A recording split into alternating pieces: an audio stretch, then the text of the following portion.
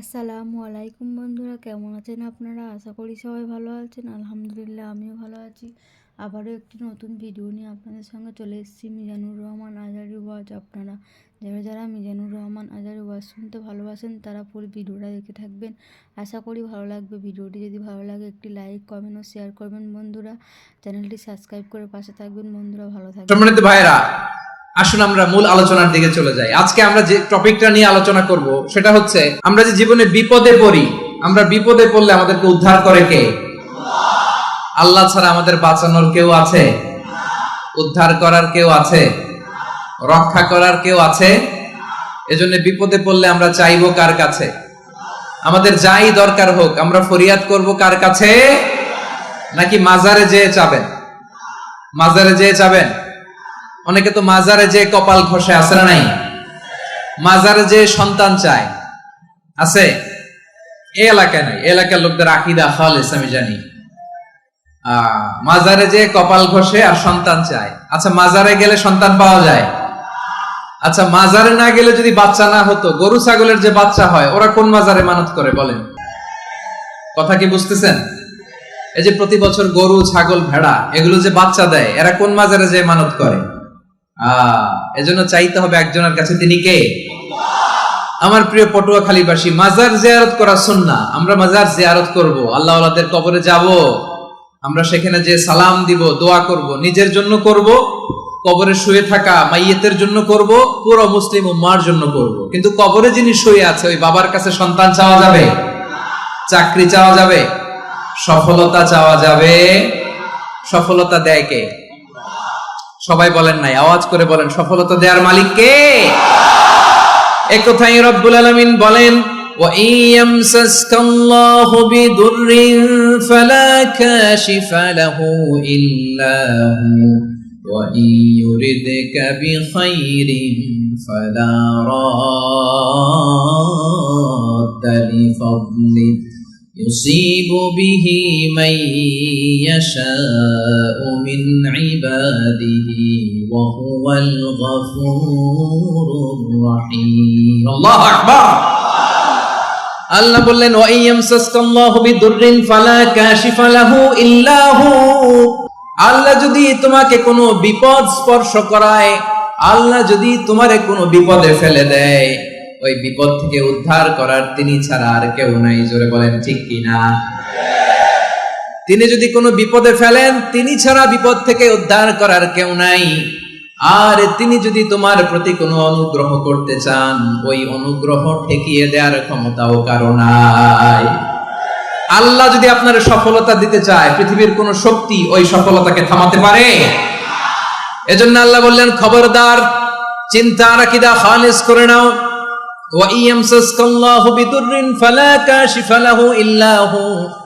আল্লাহ বিপদে ফেললে বিপদ থেকে উদ্ধার করার কেউ থাকে না। আর আল্লাহ যদি তোমার প্রতি দয়া দেখাতে চান, অনুগ্রহ করতে চান, ওই অনুগ্রহকে প্রতিরোধ করার মতো ক্ষমতা কারো নাই। তিনি তার বান্দাদের মধ্য থেকে যাকে ইচ্ছা তাকে দেন, যত ইচ্ছা তত দেন। তিনি ক্ষমাশীল, তিনি মেহেরবান। সুবহানাল্লাহ। তিনি ক্ষমাশীল, তিনি মেহেরবান। তাহলে এই আয়াত থেকে আমরা বুঝতে পারলাম, আমরা যদি বিপদে পড়ি আমাদেরকে কেউ বাঁচাতে পারে না। আমার বাবা আমারে বাঁচাতে পারে? হ্যাঁ? আমার মা আমাকে বাঁচাতে পারে? আমার বন্ধু আমারে বাঁচাতে পারে? আমার দলের কর্মী আমাকে বাঁচাতে পারে? আমার পীর সাহেব আমারে বাঁচাতে পারে? আমার পটুয়াখালীর ভাইয়েরা খেয়াল রাখবেন, বাঁচাতে পারে এক মহান সত্তা, উদ্ধার করতে পারে এক মহান সত্তা। চিৎকার করে বলুন, তিনি কে?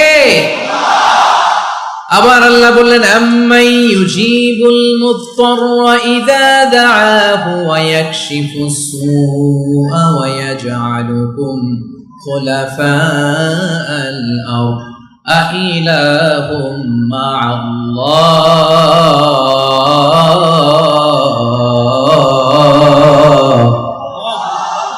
ক্বালিলাম মা তাযাক্কারুন। রব্বুল আলামিন বলেন, বিপদে পড়ে কাতর কণ্ঠে চিন্তাগ্রস্ত হয়ে যখন কেউ ফরিয়াদি হয়ে আল্লাহর ডাকে হাত তোলে, তখন এই ব্যক্তির ডাকে সাড়া দেয় কে?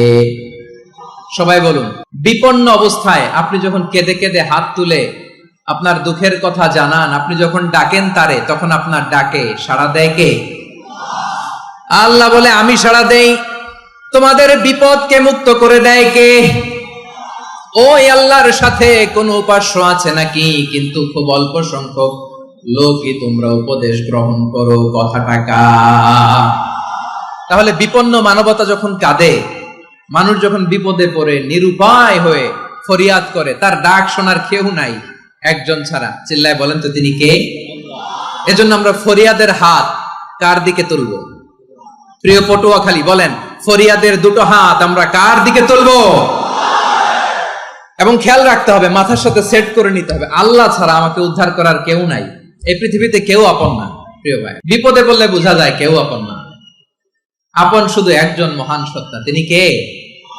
এটা কি আপনারা খেয়াল রাখতে পারবেন? হ্যাঁ, বিপদে আপদে কেউ আমাদের বাঁচাতে পারে না, তরাতে পারে না, মুক্তি দিতে পারে না, উদ্ধার করতে পারে না, একমাত্র আমার প্রভু ছাড়া, আল্লাহ ছাড়া। চিল্লায় বলেন ঠিক কিনা? এবং প্রিয় পটুয়াখালীর ভাইয়েরা, মাথার সাথে এটা সেট করে নিতে হবে যে আমাদের পুরো জীবনটাই পরীক্ষা। পুরো জীবনটাই কি? The life is a test. পুরো জীবনটাই পরীক্ষা। এই জীবনে বিপদ আসবে, আপদ আসবে, পরীক্ষা আসবে, সবার জীবনে এটা থাকে। এক একজনের পরীক্ষা এক এক রকম। আমার পরীক্ষা একরকম, মাসুদ ভাইয়ের পরীক্ষা একরকম, চৌধুরী সাহেবের পরীক্ষা একরকম, আপনার পরীক্ষা একরকম, ওনার পরীক্ষা আবার আরেক রকম। পুরো পৃথিবীটাই পরীক্ষা ক্ষেত্র, সবাই পরীক্ষা দিচ্ছি, কিন্তু কারো পরীক্ষা প্রশ্নের সাথে কারোটার মিল নাই। সুবহানাল্লাহ পড়বেন না? পুরোটাই পরীক্ষা ক্ষেত্র, সবাই পরীক্ষার্থী, কিন্তু প্রশ্নপত্র একটার সাথে আরেকটা মিলে না। One doesn't match the other. একজনেরটার সাথে আরেকজনেরটা মিলে না। কাউকে আল্লাহ তাআলা ধনী বানিয়ে পরীক্ষা করেন। কি বানিয়ে? কথা কি বুঝতেছেন নাকি কষ্ট হচ্ছে? কষ্ট হচ্ছে আপনাদের? কাউকে আল্লাহ ধনী বানিয়ে পরীক্ষা করেন, আবার কাউকে আল্লাহ তাআলা গরিব বানিয়ে পরীক্ষা করেন, কাউকে আল্লাহ অসুস্থ বানিয়ে পরীক্ষা করেন। কেউ দেখবেন যে দুরারোগ্য ব্যাধিতে আক্রান্ত, ডাক্তার বলেছে আর সময় নাই, দুরারোগ্য ব্যাধি, ক্যান্সার, যার নেই কোনো অ্যান্সার, তার জন্য পরীক্ষা হচ্ছে এই রোগ। আরেক লোক দেখবেন তার আবার রোগ বালাই নাই, মাশাআল্লাহ, তাকে আল্লাহ তাআলা আর্থিক দৈন্যতা, দারিদ্রতা দিয়ে পরীক্ষা করছেন। এরকম আছে না নাই? টাকা পয়সা নাই, দিন আনে দিন খায়, যা আছে তাতে চলে না, এটা তার জন্য পরীক্ষা। আবার আরেক শ্রেণীর লোক দেখবেন তাকে আল্লাহ অসুস্থতাও দেয় নাই, দারিদ্রতাও দেয় নাই, তার দাম্পত্য জীবনের সমস্যা আছে না নাই? স্ত্রী কথা শোনে না, অথবা ছেলে মেয়ে কথা শোনে না। তাহলে পরীক্ষা সবার জীবনে আছে, এক একজনের পরীক্ষাটা এক এক রকম।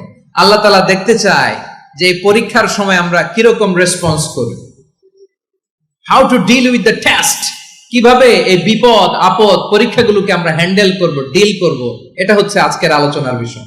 বুঝতে পেরেছেন সবাই আমার প্রিয় ভাইয়েরা? তাহলে পরীক্ষাময় আমাদের জীবন, বিপদ আপদ পরীক্ষা, এটা মানুষের পিছু ছাড়ে না। সবার জীবনে পরীক্ষা আছে। নবীদের জীবনেও পরীক্ষা ছিল। সাহাবারা জিজ্ঞেস করেছেন, ইয়া রাসূলুল্লাহ, আইয়ুন নাসি আশাদ্দু বালাআন ফিদ দুনিয়া, এই দুনিয়ার বুকে কাদের পরীক্ষা সবচেয়ে বেশি? বিশ্বনবী বলেছেন, আল আম্বিয়া। এই পৃথিবীতে সবচেয়ে বেশি পরীক্ষা আল্লাহ তাআলা নিয়ে থাকেন নবীদের। কাদের? নবীদের। সুম্মাল আমসাল ফাল আমসাল, এরপরে নবীদের পরের স্তরে যারা, তাদের পরীক্ষা। এরপরে তাদের পরের স্তরে যারা, তাদের পরীক্ষা। সিদ্দিকিনদের, শুহাদাদের, সালিহিনদের, আল্লাহওয়ালাদের। যার ঈমান যত মজবুত, তার জীবনে পরীক্ষাও তত বেশি। চিল্লায় বলেন ঠিক কিনা? তাহলে মুমিনরা, বিশ্বাসীরা, আমরা কি পরীক্ষা বিপদ আপদে ভয় পাই? হ্যাঁ, বিপদ দেখলে ভয় লাগে আপনাদের? ভয় লাগে? হ্যাঁ, না, মুমিনরা বিপদে ভয় পায় না, তারা হতাশ হয় না, সুবহানাল্লাহ, তারা নিরাশ হয় না। বিশ্বাসীরা হাল ছেড়ে দেয় না, তারা ভরসা রাখে একজনের উপর। চিল্লায় বলতে হবে তিনি কে? কারণ মুমিন জানে the grief isn't permanent, the test isn't permanent, the struggle in our life isn't permanent. আমাদের জীবনের দুঃখ, কষ্ট, স্ট্রাগল, এগুলো পার্মানেন্ট নয়। after every difficulties there is an ease. সব কষ্টের পরেই একটা সুখ আছে না নাই? রব্বুল আলামিন বলেন ফাইন্না মাআল উসরি ইউসরা, ইন্না মাআল উসরি ইউসরা, ভয় পেও না, চিন্তা করো না, কষ্টের সাথেই আমি রেখে দিয়েছি স্বস্তি। সুবহানাল্লাহ বলেন।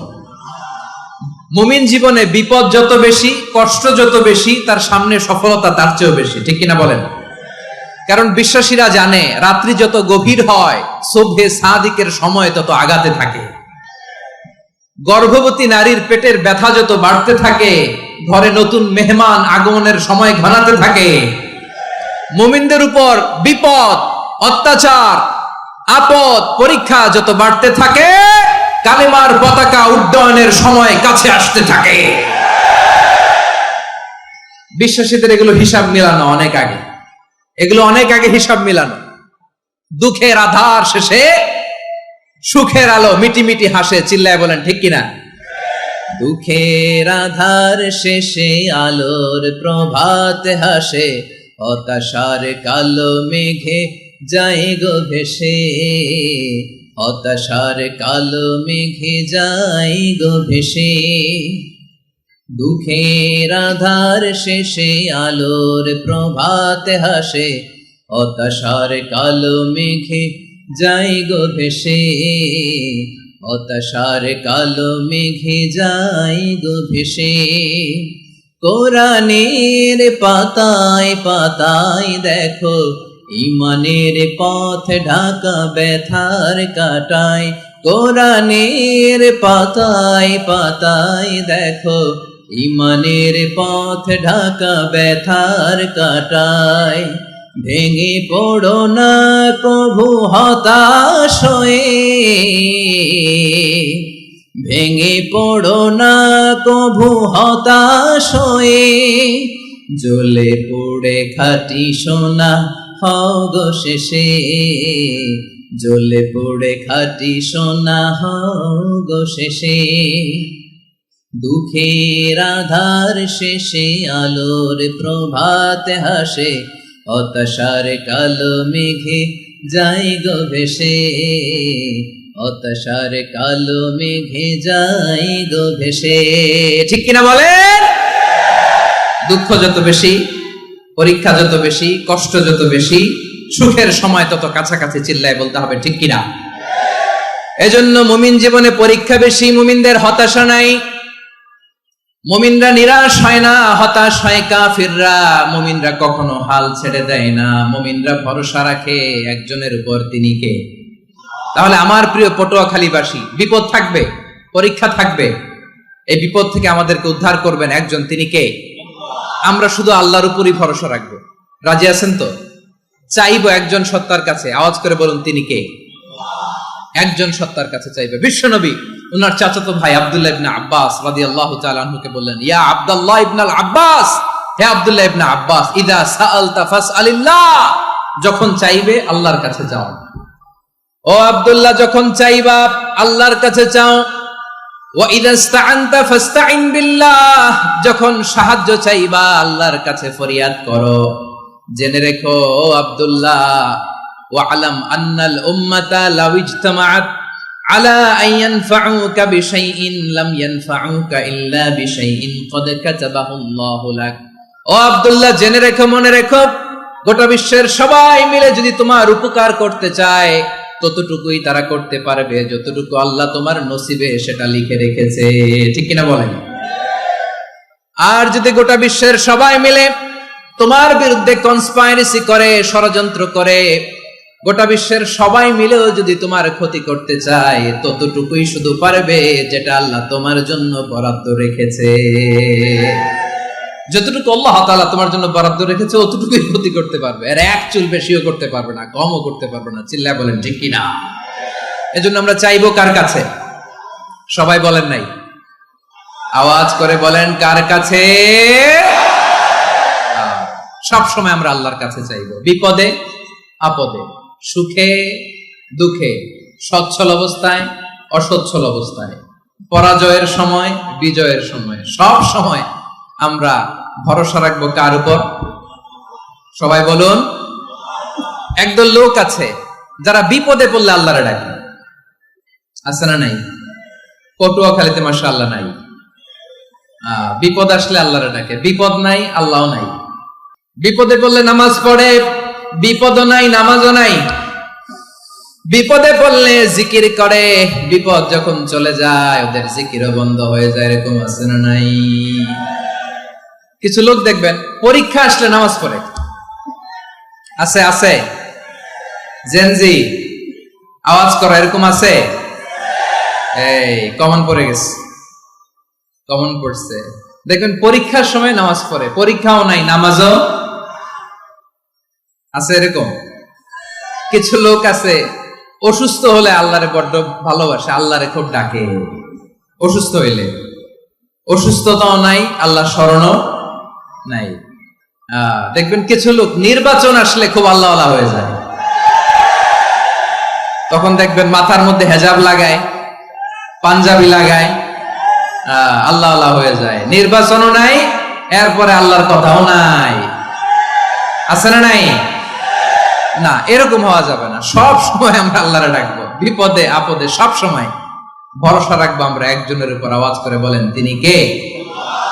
একথায় আল্লাহ তাআলা আমাদের চোখে আঙ্গুল দিয়ে জানিয়ে দিলেন, ফাইদা রাকিবু ফিল ফুলকি দা'আবুল্লাহা মুখলিসিনা লাহুদ্দিন ফালাম্মা নাজ্জাহুম ইলাল বাররি ইযা হুম ইউশরিকুন। আল্লাহ বলে, একদল লোক আছে, তারা যখন নৌযানে চড়ে, জলযানে চড়ে, সাগরের মধ্যে যখন জাহাজে চড়ে, লঞ্চে চড়ে, তারা যখন তুফানের সম্মুখীন হয় তখন তারা আল্লাহরে বড্ড বেশি ডাকে, একান্ত ভাবে ডাকে, বিশুদ্ধ চিত্তে ডাকে। আবার তুফান থেকে তাদেরকে সেফ জোনে নিয়ে, নিরাপদ জোনে নিয়ে যখন বন্দরে আমি আল্লাহ তাদেরকে ভিড়িয়ে দেই, ওই লোকগুলো আবার আমি আল্লাহর সাথে শিরিক করে। এরকম আছে না নাই?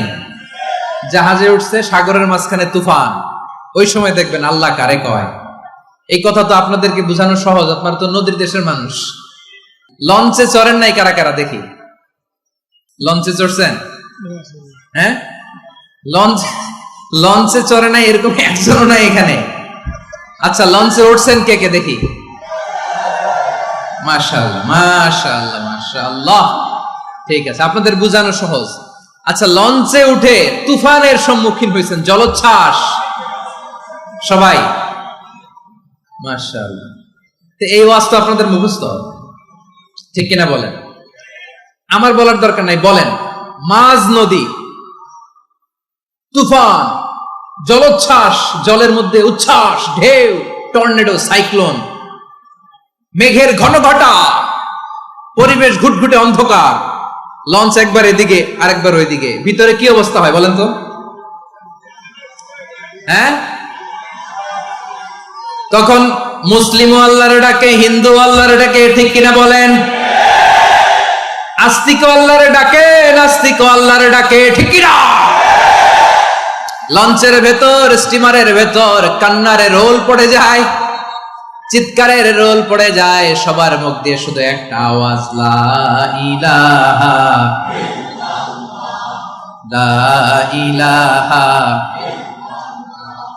লা ইলাহা সুবহানাল্লাহ আলহামদুলিল্লাহ লা ইলাহা।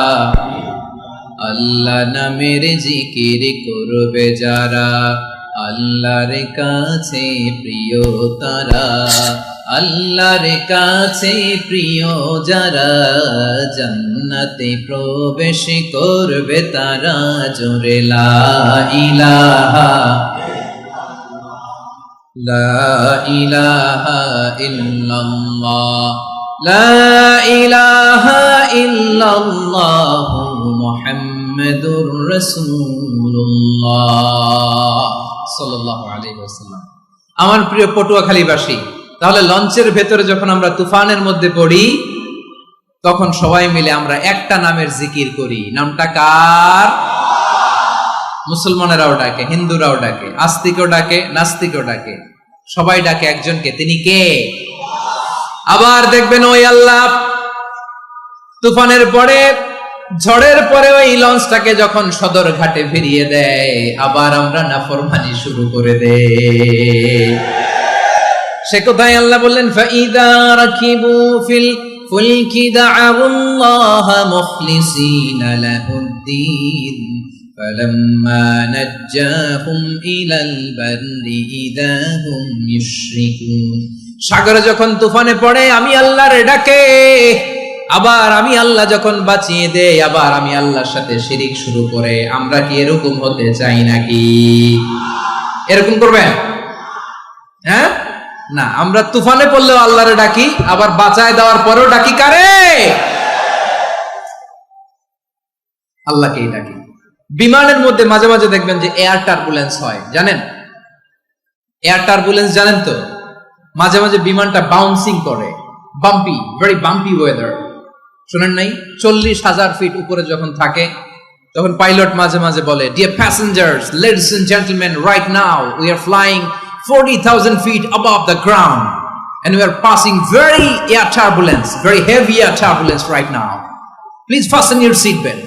দেখবেন মাঝে মাঝে বলে যে ভদ্র মহিলা, ভদ্র মহোদয়গণ, আমরা 40,000 ফিট উপর দিয়ে যাচ্ছি আর এয়ার টার্বুলেন্স ফেস করছি, মেহেরবানি করে আল্লাহর হস্তে সিট বেল্ট বাঁধুন।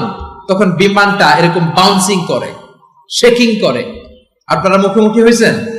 ইদানিং এই এয়ার টার্বুলেন্স বেড়ে গিয়েছে।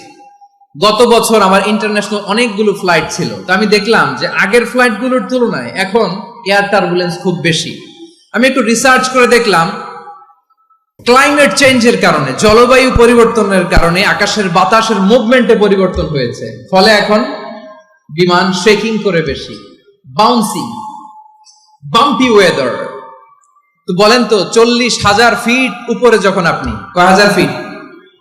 সবাই বলুন কয় হাজার ফিট?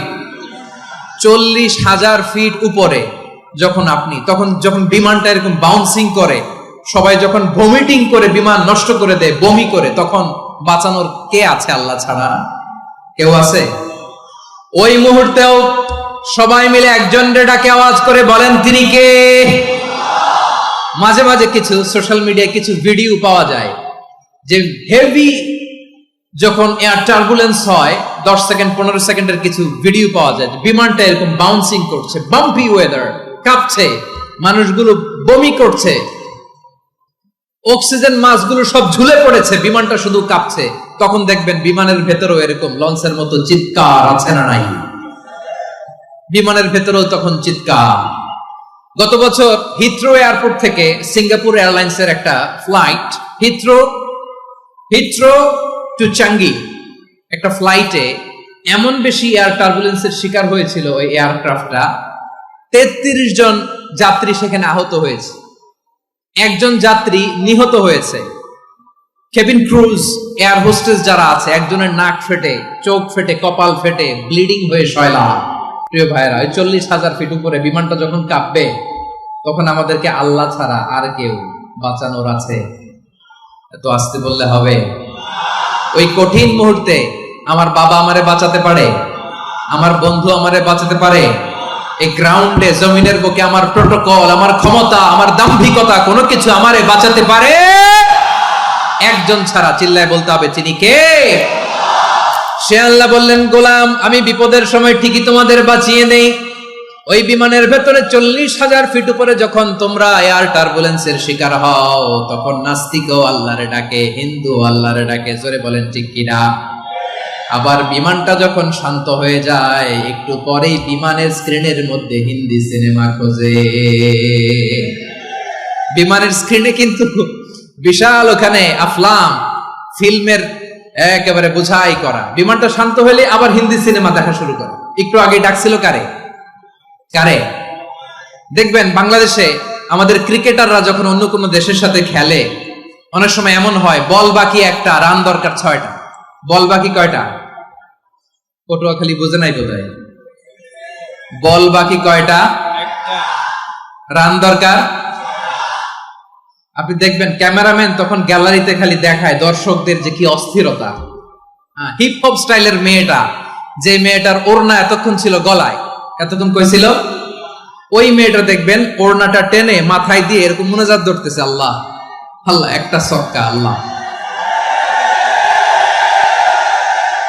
আল্লাহ, আমার লাল সবুজের পতাকারে তুমি অপমানিত কইরো না আল্লাহ।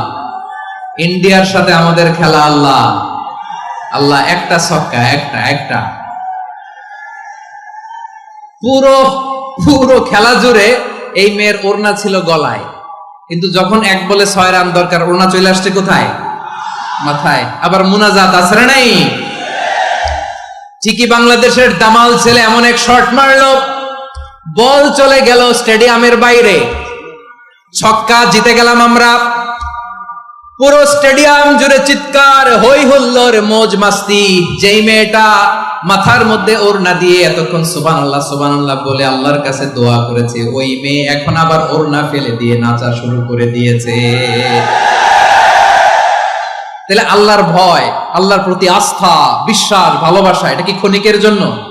মানে আমার যখন লাগবে তখন আল্লাহর ইউজ করবো নাকি? হ্যাঁ, বিপদে আপদে, সুখের সময় দুঃখের সময়, সচ্ছল অসচ্ছল অবস্থায় বিশ্বাসীরা ভরসা রাখে একজনের উপর। চিৎকার করে বলো, পটুয়াখালী তিনি কে? সে আল্লাহ বললেন, গোলাম মনে করো না জাহাজ থেকে সদরঘাটে ভিড়িয়ে দিলাম তুমি নিরাপদ হয়ে গেছো, মনে করো না 40,000 ফিট থেকে সেফ ল্যান্ডিং এর পরে এয়ারপোর্টে নেমে গেলেই তুমি নিরাপদ হয়ে গেছো। ও মিয়া, বিপদ কি শুধু সাগরে আর আকাশে? ঘরের ভেতরও বিপদ আসতে পারে কি পারে না? এজন্য সূরা মুলক আল্লাহ বললেন, আমিনতুম মান ফিস সামাই আন ইয়াখসিফা বিকুমুল আরদা ফাইদা হিয়া তামুর। তোমরা কি ভাবছো তোমরা নিরাপদ? সাগরের মধ্যে তুফান, আল্লাহ আল্লাহ ডাকলাম, সদরঘাটে যেয়ে পড়ছি, বেঁচে গেছেন তো আপনি। আর পাবে আপনারে আল্লাহ? আল্লাহরে তো সাগরের মাঝখানে তো আল্লাহ আপনারে পাইছিল, আর তো পাবে না। আর পাবে আপনারে? আর আল্লাহ ধরতে পারবে আপনারে? ঘরের ভেতরও বিপদ দিয়ে আটকাতে পারে কে? 5 স্টার 7 স্টার হোটেলের ভেতরেও আমাকে বিপদের মধ্যে ফেলে দিতে পারেন কে? আল্লাহ বললেন, তোমরা কি ভেবেছো তোমরা নিরাপদ? আমি চাইলে ল্যান্ডস্লাইডস, ভূমি ধস দিয়ে 1 লক্ষ এক মুহূর্তে নিয়ে যেতে পারি। এক সুনামি দিয়ে থাপ্পড় মেরে 3 লক্ষ সাগরের ভেতরে ঢুকায় দিতে পারি। 1 সেকেন্ডও লাগে না আমার। أم أمنتم من في السماء أن يرسل عليكم حاصبا فستعلمون كيف نذير। আল্লাহ চাইলে আকাশ থেকে পাথর বৃষ্টি নাজিল করতে পারেন কি পারেন না? এই মুহূর্তে এখানে ভূমিকম্প দিতে পারেন কি পারেন না? আচ্ছা, ভূমিকম্প যখন হয় আমাদের কারো হুঁশ থাকে? আপনি মনে করছেন আমরা সাধারণ মানুষ, আমরা দৌড় দেই, আর প্রেসিডেন্ট প্রধানমন্ত্রী ওনারা বুঝি খাটে শুয়ে থাকে? কথা বুঝে নাই বোধহয়। ভূমিকম্প, আর্থকোয়েক যদি হয়, বাঁচার জন্য আমরা কি করি? হয় খাটের তলায়, ডাইনিং টেবিলের নিচে, উপরে শক্ত কিছু আছে এটার নিচে, অথবা ঘর থুইয়া দেও দৌড়। তো প্রধানমন্ত্রী উনি কি করে? প্রেসিডেন্ট উনি কি করে? হ্যাঁ, উনি খাটের মধ্যে যে শুয়ে থাকে নাকি? উনিও দৌড়, সাধারণ মানুষও দৌড়, প্রধানমন্ত্রীও দৌড়, বাড়িওয়ালাও দৌড়, ভাড়াটিয়াও দৌড়, সবাই দৌড়। নাকি ভাড়াটিয়ারা বাড়ি থুইয়া দৌড়, বাড়িওয়ালারা আর বেরোয় না? এরকম না। তাহলে যে কোনো মুহূর্তে ভূমিকম্প দিয়ে নাস্তানাবুদ করতে পারে কে? আমার প্রিয় ভাইয়েরা, আমরা নিরাপদ নই, আমরা তার দয়ায় বেঁচে আছি। কার দয়ায়? এজন্য আল্লাহ বললেন, গোলাম যে কোনো মুহূর্তে বিপদ দিয়ে তোমাদেরকে নাস্তানাবুদ করতে পারি। বিশ্বাসী বলে যদি নিজেকে দাবি করো, সব সময় ডাকতে হবে একজন সত্তাকে। বলেন তিনি কে? এই কথা ক্লিয়ার? এই সবগুলো উদাহরণ শেষে সবার কাছে ক্লিয়ার হয়েছে না যে বিপদ থেকে, আপদ থেকে, পরীক্ষা থেকে, ক্যালামিটি থেকে আমাদেরকে কেউ বাঁচাতে পারে না একজন সত্তা ছাড়া। আবারও বলেন তো তিনি কে? ক্লিয়ার? হ্যাঁ, সবাই বুঝতে পারছেন? আচ্ছা, এবার আমরা দেখি বিষ্ণু ঈসা ইসলামের জীবনে বিপদ আপদ ছিল কিনা। উনি বিপদ আসলে কিভাবে ডিল করতেন, বিপদ আসলে কোন দোয়া পড়তে হয়, কিভাবে ফরিয়াদের হাত উত্তোলন করতে হয়, কিভাবে রবের দরবারে নতজানু হয়ে ফরিয়াদ করতে হয়, এটা জানার দরকার আছে না নাই? আসুন আমরা বিষ্ণুনবীর জীবনী থেকে দেখি বিপদ আসলে উনি কি করতেন। বিপদ আসলেই প্রথমে বিষ্ণু ঈসা ইসলাম একটা দোয়া পড়তেন। কি পড়তেন? তিনি পড়তেন, ইন্না লিল্লাহি ওয়া ইন্না ইলাইহি রাজিউন। নিশ্চয় আমরা আল্লাহর জন্য, নিশ্চয় আমরা কার দিকে ফিরবো ভাই? আবার কার দিকে ফিরবো? আওয়াজ করে বলুন তো, আমরা এসেছি কার কাছ থেকে, আবারও ফিরে যাব কার কাছে? এজন্য বিষ্ণুই পড়ছেন, ইন্না লিল্লাহি ওয়া ইন্না ইলাইহি রাজিউন। নিশ্চয় আল্লাহর জন্য, ওই আল্লাহর দিকেই আমরা ফিরে যাব। তারপরে বিশ্বনবী পড়তেন আল্লাহুম্মা আজুরনি ফি মুসিবাতি ওয়াখলুফ লি খায়রাম মিনহা। একসাথে প্রথমে পড়তেন ইন্না লিল্লাহি ওয়া ইন্না ইলাইহি রাজিউন, তারপর পড়তেন আল্লাহুম্মা আজুরনি ফি মুসিবাতি ওয়াখলুফ লি খায়রাম মিনহা, মানে আল্লাহ এই যে আমি বিপদে ধৈর্য ধারণ করলাম এটার সব তুমি আমারে দাও, আর যেটা হারালাম এর চেয়ে ভালো কিছু দিয়ে মেকআপ করে দিও, ভালো কিছু দিয়ে বদল করে দিও। সুবহানাল্লাহ পড়েন। তাহলে বিপদ আসলে আমরা কি পড়ব?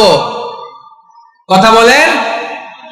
এই যে আমি শুয়েছিলাম, নাশিদ গাচ্ছিল ওরা, এদেশে পরস্পরে দেখা হলে দেয় সালাম, এদেশে আমজনতার হৃদয় জুড়ে পাক কালাম, এদেশে বিপদ এলে সর্বজনে সর্বক্ষণে দোয়া পড়ে ইন্না লিল্লাহ। কি পড়ে? সুবহানাল্লাহ সুবহানাল্লাহ সুবহানাল্লাহ সুবহানাল্লাহ। এদেশে আজান শুনে সূর্য ওঠে শহর গ্রামে, এদেশে আজান শুনে সূর্য ডুবে সন্ধ্যা নামে, এদেশে সকল কাজে সবাই বলে বিসমিল্লাহ, এদেশে ভালো কিছু দেখে শুনে হাসি মুখে সবাই বলে মাশাআল্লাহ। সুবহানাল্লাহ পড়ে। তাহলে বিপদ এলে আমরা কি পড়ি? কথা বুঝলে সবাই উত্তর দিতে হবে, বিপদ এলে কি পড়ি? তাহলে বিপদ এলেই আমরা এখন থেকে ইন্না লিল্লাহ পড়বো, নাকি হাই হুতাশ করবেন? একদল আছে হাই হুতাশ করে, হায় আল্লাহ রে মোর কি হইল রে, মুই কি হরমু রে, মুই কমবে জামু রে, আছে না নাই? এরকম বিলাপ করতে নিষেধ করেছেন বিশ্বনবী। কি করব, কই যাব, কি হবে, হায় হায়, এরকম হাহুতাশ আছে না নাই? বিশ্বাসীরা হাহুতাশ করে না, তারা ইন্না লিল্লাহ পড়ে। কি পড়ে মনে থাকবে? আমরা পড়বো ইন্না লিল্লাহি ওয়া ইন্না ইলাইহি রাজিউন। নিশ্চয়ই আমরা আল্লাহর জন্য, আমরা আল্লাহর দিকেই ফিরে যাব। এরপর পড়বো আল্লাহুম্মা আজুরনি ফি মুসিবাতি ওয়াখলুফ লি খায়রাম মিনহা। আল্লাহ আমি যে বিপদে ধৈর্য ধারণ করলাম এটার সওয়াব দিও, আর যা হারালাম তার চেয়ে ভালো কিছু দিয়ে বদল করে দিও। সুবহানাল্লাহ পড়েন।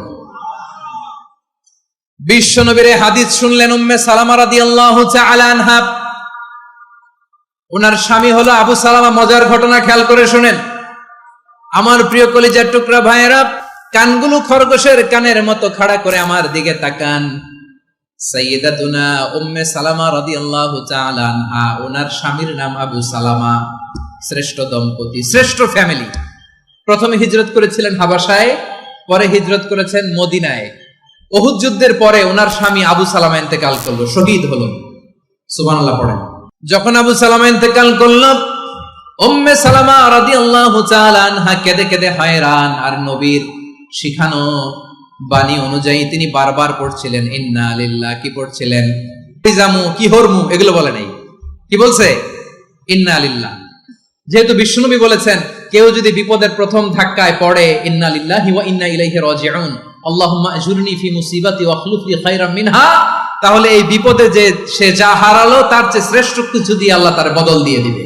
এই হাদিস শুনে উম্মে সালামা রাদিয়াল্লাহু তাআলা আনহা ওনার প্রাণ প্রিয় স্বামী আবু সালামার ইন্তেকালের পরে চোখের পানি ছাড়ে, আর পড়ে ইন্না লিল্লাহি ওয়া ইন্না ইলাইহি রাজিউন, আল্লাহুম্মা আজুরনি ফি মুসিবাতি ওয়াখলুফ লি খায়রাম মিনহা। বারবার এই দোয়া পড়ে চোখের পানি ছাড়ে, এই দোয়া পড়ে চোখের পানি ছাড়ে, আর মনে মনে বলে আবু সালামার মতো ভালো মানুষ মদিনাতে নাই, আবু সালামার চেয়েও ভালো মানুষ মদিনাতে নাই, তার চেয়ে ভালো মানুষ কি করে আল্লাহ তাআলা আমারে দিবে, তার চেয়ে ভালো মানুষ তো আমি মদিনাতে দেখি না।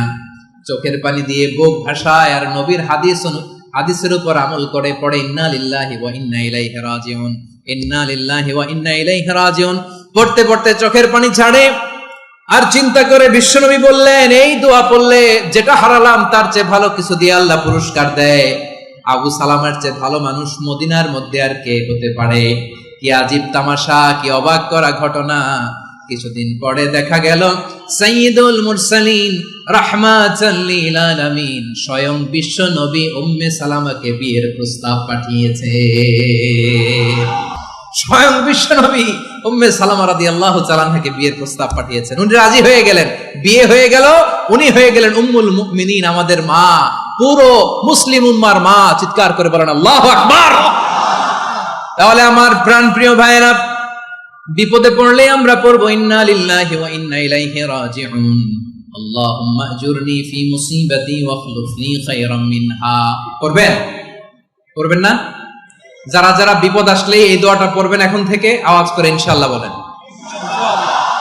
যা হারাইছেন তার চেয়ে শ্রেষ্ঠ জিনিস দিয়ে বদলা দিবে কে? বিশ্বাস হয়? একটু সন্দেহ লাগে মনে হয়, একটু সন্দেহ আছে? যাদের বিশ্বাস হবে তাদেরকে আল্লাহ উত্তম বদলা দিবে, ঠিক কিনা বলেন? তাহলে বিপদে পড়লেই প্রথমে আমরা এটা পড়ব। দোয়াগুলো যদি এখন মুখস্থ না হয়, এই যে রেকর্ডিং হচ্ছে, পেয়ে যাবেন, কালকেই পেয়ে যাবেন। শুনে শুনে মুখস্থ করবেন। আমার মায়েরা, আমার বোনেরা, আপনাদের জন্য 3টি মাঠের অ্যারেঞ্জমেন্ট করা হয়েছে, আমি জানি। আপনারা এই দোয়াগুলো পড়বেন, আপনার স্বামীকে শেখাবেন, সন্তানকে শেখাবেন, আপনার পুরো পরিবারটাকে জান্নাতের টুকরো বানিয়ে দিবে কে? তাহলে বিপদ আসলে প্রথমে কি পড়তে হবে এটা জেনে গেলাম। এরপরে বিপদ আসলে নিজেকে কি করে আল্লাহর কাছে সঁপে দিতে হয় এটাও জানার দরকার আছে না নাই? বিপদে প্রথমে ইন্নালিল্লাহ পড়লাম, ধৈর্য ধারণ করলাম, বিপদ থেকে উদ্ধারের সর্বোচ্চ চেষ্টা করলাম। আমার কাজ যখন শেষ, তখন আমি আমার এই বিষয়টা আল্লাহর কাছে সঁপে দিব। কার কাছে সোপর্দ করব? কার কাছে? বিপদে বললে কেমন করে নিজেকে আল্লাহর কাছে সঁপে দিতে হয়, আসুন সাইয়েদনা ইব্রাহিম আলাইহিস সালামের জীবনী থেকে জানি। আল্লাহর খলিল ইব্রাহিম আলাইহিস সালাম আমাদের মতো সমাজ ব্যবস্থা পায় নাই। আমরা জন্মের পরে আমাদের কানের ভেতরে আজান দিয়েছে কে? একামত দিয়েছে কে? আমাদের বাপ দাদারা আমাদের কানে আজান দিয়েছে কি? দেয় নাই। আমাদের জন্মের পরেই তো আজান, একামত, বাড়ির পাশে মসজিদ, প্রতিদিন আজান, জুমার খুতবা, প্রতি মাসে মাসে তাফসিরুল কোরআন মাহফিল, মসজিদ, মিনারা, অভাব নাই, ঠিক কিনা বলেন? আপনি যেই সুন্দর ইসলামিক এনভায়রনমেন্ট পেয়েছেন, আমাদের ইব্রাহিম খলিল উনিও কি এরকম পেয়েছিলেন? হ্যাঁ, উনি জন্মের পর পরে ওনার কানে আজান দিয়েছে কেউ? আমার প্রিয় ভাইরা, আগা গোড়া একটা শিরকি পরিবেশ উনি জন্মগ্রহণ করেছে। উনি ছাড়া ওই তল্লাটে একজনও আল্লাহর উপর বিশ্বাসী নাই। কল্পনা করতে পারেন? গোটা তল্লাটে, গোটা দেশে বিশ্বাসী মুমিন, আল্লাহর উপর বিশ্বাস স্থাপনকারী কয়জন? সবাই বলেন কয়জন? বাকি সব মুশরিক। বাকি সব মুশরিক নিজের সাথে নিজে শক্ত বোঝাপড়া করে, অ্যানালজি করে, সেলফ কনভারসেশন করে উনি মহা সত্যের সন্ধান পেয়েছেন। উনি আকাশের তারা দেখে ভাবে মনে হয় এটাই আমার খোদা, পরে দেখে তারা নাই, মনে মনে বলে না তাইলে এটা না। আবার চাঁদ দেখে বলে চাঁদটা বড় মায়া লাগে, মনে হয় এটাই আমার রব, পরে দেখে চাঁদও নাই, কয় না এটা না। এরপরে দ্বীপ প্রহরের জলজলে সূর্যটা খাঁ খাঁ করে গোটা পৃথিবীটারে রৌদ্র দিয়ে তাতিয়ে রাখে। তিনি ভাবলেন মনে হয় এটাই আমার রব, কারণ এটাই তো সবচেয়ে বড়। কিন্তু বিকেল বেলা ওই সূর্যটাও যখন চলে যায়, সাইয়েদনা ইব্রাহিম বলে না এটাও তো নাই, আমার খোদা যদি আমারে ছেড়ে চলে যায়, বিপদে পড়লে আমারে উদ্ধার করবে কে? এভাবে নিজের সাথে অ্যানালজি, সেলফ কনভারসেশন করতে করতে করতে তিনি মহা সত্যের সন্ধান পেয়েছেন। সুবহানাল্লাহ পড়েন। সব শেষে তিনি ডিসিশন নিয়ে ঘোষণা দিলেন, ইন্নী ওয়াজ্জাহতু ওয়াজহিয়া লিল্লাযী ফাতারাস সামাওয়াতি ওয়াল আরদা হানিফান ওয়া মা আনা মিনাল মুশরিকিন। নিশ্চয় আমি এমন সত্তার দিকে মনোনিবেশ করলাম, মুখাপেক্ষী হলাম, যিনি আকাশ বানিয়েছেন, জমিন বানিয়েছেন, আমি মুশরিক নই। সুবহানাল্লাহ। পারতেন? আপনি পারতেন? কেউ নাই, লক্ষ লক্ষ মুশরিক, আপনি একা। ওনার মতো এরকম বিচক্ষণতা দিয়ে আল্লাহরে খুঁজে পাইতে পারতেন আপনি? কি নবী ছিল, আল্লাহকে খুঁজে পেয়েছে। যখন আল্লাহর ইবাদত শুরু করলো, এই কথা ছড়ায় পড়লো চারদিকে। নমরুদ সাইয়েদনা ইব্রাহিমকে ডেকে পাঠালেন।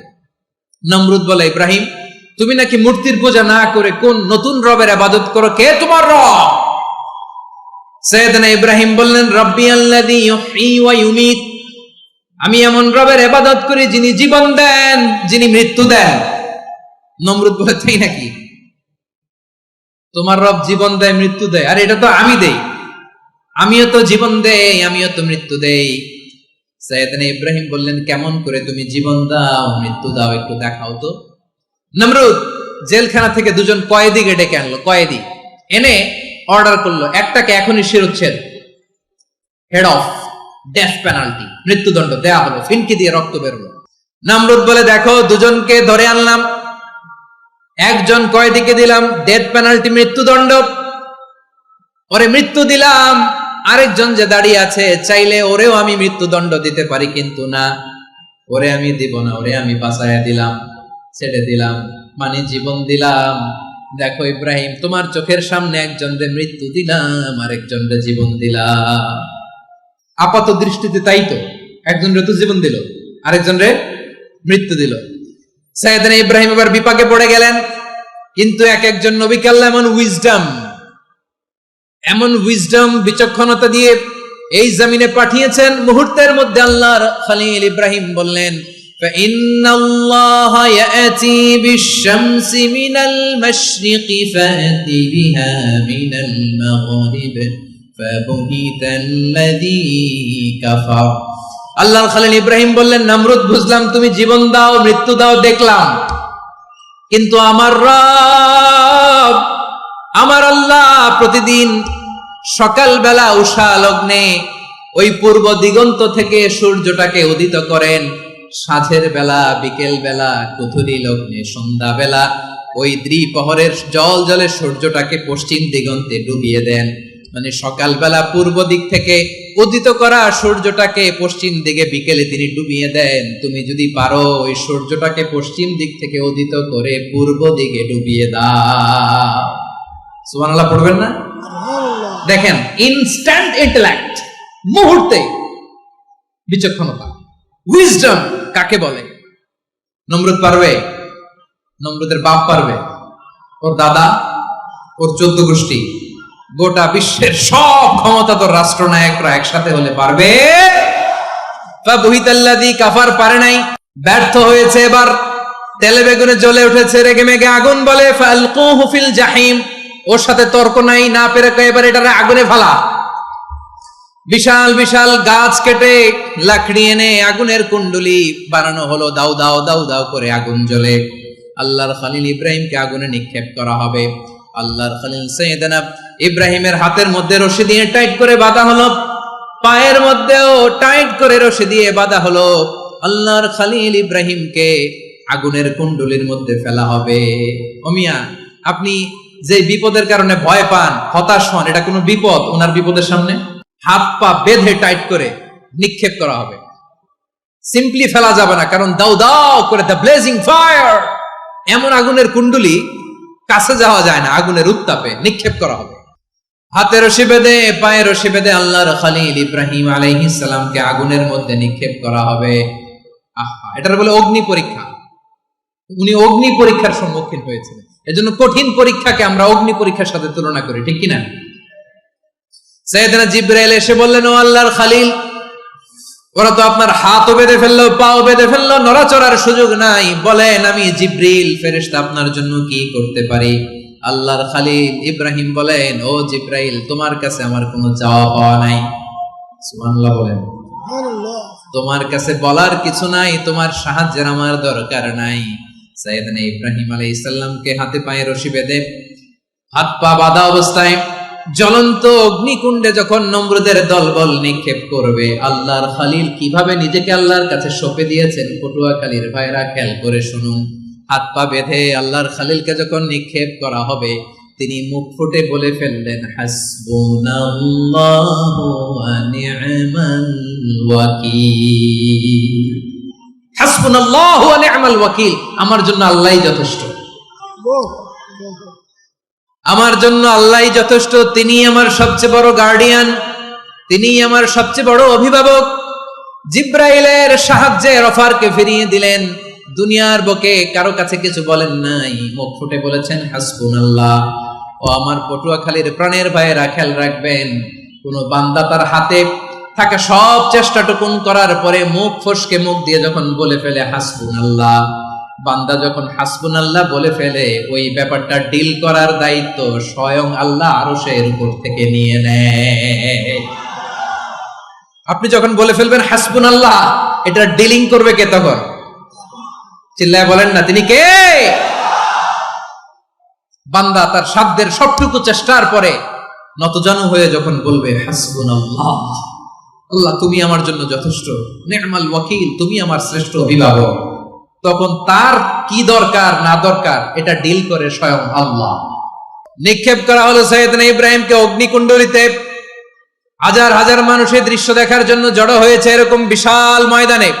কিন্তু কি অবাক করা ঘটনা, সবাই ভয় পাচ্ছিল, না জানি কি হয়ে যায়। আল্লাহর খলিলকে যখন আগুনের কুণ্ডলিতে নিক্ষেপ করা হয়, আল্লাহর খলিল ইব্রাহিম আগুনের কুণ্ডলীর মধ্যে বসে বসে মানুষগুলোর দিকে তাকিয়ে হাসতে শুরু করে দেয়।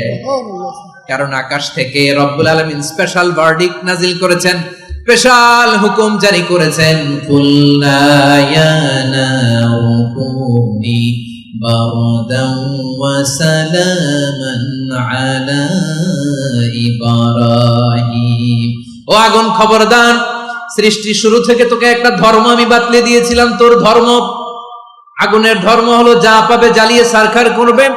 আল্লাহ বলল, আগুন, তোর ধর্ম দিয়েছিলাম, তুই সব জ্বালিয়ে পুড়িয়ে সারখার করে দিবি, কিন্তু ক্ষণিকের জন্য আমি তোর জ্বালিয়ে দেওয়ার ক্ষমতাটাকে কেড়ে নিলাম। জ্বালিয়ে ভস্ম করে দেওয়ার ক্ষমতা আমি কেড়ে নিলাম। কুনি বারদান, ঠান্ডা হয়ে যা। কিন্তু এত বেশি ঠান্ডা হবি না আবার আমার ইব্রাহিমের জন্য সর্দি লেগে না যায়। সুবহানাল্লাহ, এত আস্তে বললে হবে? কুনি বারদান, বারদ মানে বরফ, ঠান্ডা। ঠান্ডা হ, কিন্তু এত ঠান্ডা হবি না যাতে আমার ইব্রাহিমের কষ্ট হয়। আগুন বলে, আল্লাহ একবার বললাম ঠান্ডা হ, আবার বলো এত ঠান্ডা হবি না যাতে খলিলের সর্দি না লাগে। কেমন ঠান্ডা হব, কেমন এনভায়রনমেন্ট তৈরি করে দেব বলো। আল্লাহ বললেন, সালামান আলা ইব্রাহিম, আমার খলিল, আমার কলিজা, আমার ইব্রাহিমের জন্য তুই জান্নাতের গুল বাগিচা হয়ে যা। ও ভাই, নবী মুসার মতো ঈমান হলে রাস্তা হবে সাগর জলে, নবী ইউসুফের মতো ঈমান হলে একে একে দরজা খোলে। নবী ইব্রাহিমের মতো ঈমান যদি আজও থাকে বিদ্যমান, অগ্নিকুণ্ডে দেখতে পাবে খুবসুরত এক ফুল ভাগা। কুলনা ইয়া নারু কুনি বারদান ওয়া সালামান আলা ইব্রাহিম। বান্দা যখন মুখ দিয়ে বলে হাসবুনাল্লাহ, আমার আল্লাহ আমার জন্য যথেষ্ট, এই বলে যখন নিজেকে সঁপে দেয়, তার কি লাগবে ওই দায়িত্ব স্বয়ং নিয়ে নেয় কে? সবাই বলেন, স্বয়ং নিয়ে নেয় কে? তাহলে আমার প্রিয় ভাইরা, বিপদের শুরুতেই আমরা বলবো ইন্না লিল্লাহ। শুরুতে কি বলবো? এরপরে যেই বাক্যটা পড়ে নিজের পরিস্থিতিকে আল্লাহর দরবারে সঁপে দিব, সেটা হচ্ছে হাসবুনাল্লাহ। সেটা কি? বিষ্ণু বলেন, লা ইয়াজালু লিসানুকা রাতাবান মিন যিকরিল্লাহ। সব সময় আল্লাহর স্মরণ দিয়ে, জিকির দিয়ে জিহ্বাটারে সিক্ত রাখো। আর শয়তানু জাসিমুন আলা কলবি ইবনে আদম, শয়তান বনি আদমের কলবে খামচি মেরে বসে থাকে। ফাইদা যাকারাল্লাহ খানাসা, মানুষ যখন আল্লাহর স্মরণ করে, জিকির করে, শয়তান দৌড়ে পালায়। ওয়া ইদা গাফালা ওয়াসওয়াসা, যখনই বনি আদম গাফেল হয় তখনই শয়তান তার হৃদয়ে ওয়াসওয়াসা দেয়। এজন্য বিপদে পড়লে ইন্না লিল্লাহ, নিজের সব টুকুন করার পরে, নিজের রোল প্লে করার পরে নিজেকে আমরা কি বলে সঁপে দিব? সবাই বলেন, সবাই বলতে হবে, আরো জোরে বলে, মনে থাকবে? বিপদে পড়লে প্রথমে ইন্না লিল্লাহ, এরপরে নিজেকে যখন সঁপে দিব তখন হাসবুনাল্লাহ। এরপরে কঠিন বিপদ যদি যখন বিশ্বনবী পড়তেন তখন কি করতেন? এমন বিপদ মাঝে মাঝে হয় না, দেয়ালে পিঠ থেকে যায়, চোখে মুখে অন্ধকার, কি করব দিশা খুঁজে পাই না, এরকম হয় কখনো? হ্যাঁ, আপনাদের হয়? হয় না? কিন্তু জান্নাতে আছেন আপনারা। হয় হয় এরকম হয়েছে না যে দেয়ালে পিঠ থেকে গেছে, চোখে মুখে অন্ধকার, ওই যাব, কি করব, বাঁচানোর কেউ না, এরকম হয়েছে কখনো আপনাদের? যদি হয় তাইলে এটার সলিউশন বলবো, না হইলে তো এগুলো বলে লাভ নাই। হয় হয় হয় বিশ্বনবী এরকম কঠিন বিপদে পড়েছেন জীবনের কিছু কিছু মুহূর্তে। ওই মুহূর্তে বিশ্বনবী স্পেশাল দুইটা দোয়া পড়তেন। এই দোয়াগুলো আপনাদেরকে জানিয়ে দেয়। বিশ্বনবী বলেন, কঠিনতম বিপদে যখন পড়বা, দেয়ালে পিঠ থেকে যায়, চোখে মুখে অন্ধকার, বাঁচার কোনো উপায় নাই, তখন পড়বা লা ইলাহা ইল্লা আনতা সুবহানাকা ইন্নী কুনতু মিনাজ জালিমিন। আল্লাহ, তুমি ছাড়া কোনো ইলাহ নাই, তুমি পবিত্র, নিশ্চয় আমি জালিমদের অন্তর্ভুক্ত। সুবহানাল্লাহ বলেন। এই দোয়া সাইয়েদনা ইউনূস আলাইহিস সালাম পড়েছিলেন যখন মাছের পেটে ছিলেন। কিসের পেটে? এবং অনেক মুফাসসিরিন ইকরাম বলেছেন, অনেক আহলুল ইলমরা বলেছেন এটা হচ্ছে ইসমে আজম। ইসমে আজম এমন দোয়া যেটা দিয়ে দোয়া করলে আল্লাহ দোয়া কবুল করে, কিন্তু এটা কোনটা এটা নিয়ে ইখতিলাফ আছে। কোন আহলুল ইলম বলেন এই লা ইলাহা ইল্লা আনতা সুবহানাকা ইন্নী কুনতু মিনাজ জালিমিন এটা হচ্ছে ইসমে আজম। সাইয়েদনা ইউনূস আলাইহিস সালাম পড়েছেন, আপনারা পড়েননি? তুফান হইলে পড়েন না? আমাদের এলাকায় তো এটা খুব, এটার উপর ব্যাপক আমল আছে। পটুয়াখালীতে কি অবস্থা বলেন? পড়েন পড়েন পড়েন পড়েন। একটা গল্প শুনেছিলাম, পাক হানাদার বাহিনী যখন বাংলাদেশে অ্যাটাক করত, ৭১ সালের ঘটনা বলতেছে, আমরা তো দেখি নাই, শুনছি আর কি। ৭১ যদি দেখতাম এতদিনে রাজাকার হয়ে যেতাম। আল্লাহ আমাদেরকে বাঁচাই দিছে, আল্লাহর মেহেরবানি, ঠিক কিনা বলেন? মন মতো হইলে মুক্তিযোদ্ধা, মন মতো না হইলে রাজাকার। কত কিছু দেখলাম এই শাহবাগের বুকে। আল্লাহ, ৭১ সালে দেখি নাই, আমরা শুনেছি পাক হানাদার বাহিনী জিজ্ঞেস করত মুসলিম না অমুসলিম চেক করার জন্য, বলতো কালেমা বল, কালেমা বাতাও। তো যারা কালেমা বলতে পারতো পাকিস্তানি বাহিনী নাকি ওদেরকে ছেড়ে দিত, শুনেছি।